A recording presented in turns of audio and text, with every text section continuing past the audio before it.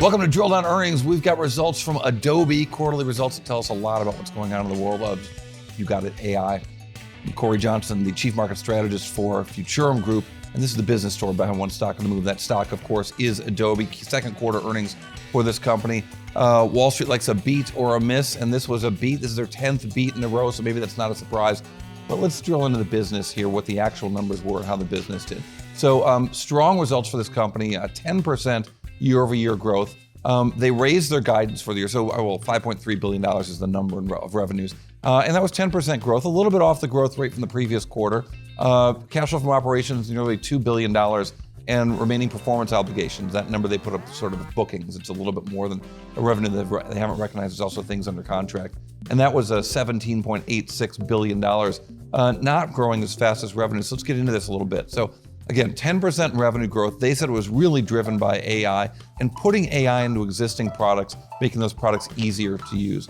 Their operating margins bounced back. Actually, last quarter's operating margins, there was a $1 billion fee for losing that Figma acquisition the company was trying to do. When they couldn't get that deal done, they had to take a $1 billion charge. It hurt their operating earnings last quarter. They actually would have been 37%. This quarter, 36%. But it's good to see that number bounce back, a very big operating margin number. Now, this business is dominated by their digital media business. It's 50% of the business. And while the document cloud is growing fastest, the digital media business is kind of chugging along, growing at 3% in the most recent quarter, and that's kind of where it's been for most of the last few years. Now, I thought it was interesting, at least from my look, that RPO growth, so the growth of things under contract, was negative 2% on a sequential basis, whereas revenues grew at 3% on a sequential basis. You kind of would like to see the RPOs growing at least at the same speed as their revenue change, but it's close enough. Maybe it doesn't make much of a difference, but something to keep an eye on. Maybe the biggest news is them raising their guidance for the year, saying that next quarter is going to be about $5.35 billion in revenues, and the year it's going to be about $21.45 billion revenues. So raising their revenue guidance and talking about it being driven by AI. And wow, the market got really excited by this. The stock was up 17% in after-hours trading. It was also down 4% for the year, so maybe it was due to catch up a little bit. I don't know. What was interesting to hear Shantanu Narayen, the CEO of the conference call, talking about why they're so excited about the way that they're seeing their customers use their AI offerings in the current products on the market, make them easier to use, and he thinks eventually easier to sell.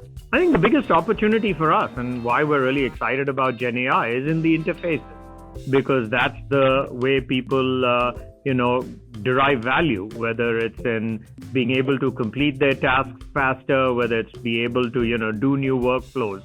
And I would say in that particular space, Acrobat has really seen a significant amount of usage as it relates to AI assistant, and Photoshop. I'll have David again add, but generative fill and what we are doing there, what we are doing in Illustrator, and that both for existing customers as well as for prospects who now come in and say, the products are becoming increasingly more productive for us. That's what's really driving, the value there. All right, so what's this all mean, and what's your drill down earnings takeaway, the one number that tells us a whole lot? I'll have that right after this. The Drill Down is brought to you by Futurum Group, where analysts, researchers, advisors, content creators, and marketing experts help business leaders anticipate and understand shifts in their industries and build strategies to leverage disruptive innovation. With deep analysis, Futurum Group's extensive industry experience delivers reliable research and data, thought leadership, and actionable advice to help you with your strategy and go-to-market efforts. Futurum Group. So Adobe just out with second quarter earnings. Stock market loves them. Here's an essential summary of what you need to know. $5.3 billion in the revenues for the quarter, and a very profitable quarter for this company, with profits of $1.9 billion about. And I promise you to bite. The one number that tells us a whole lot.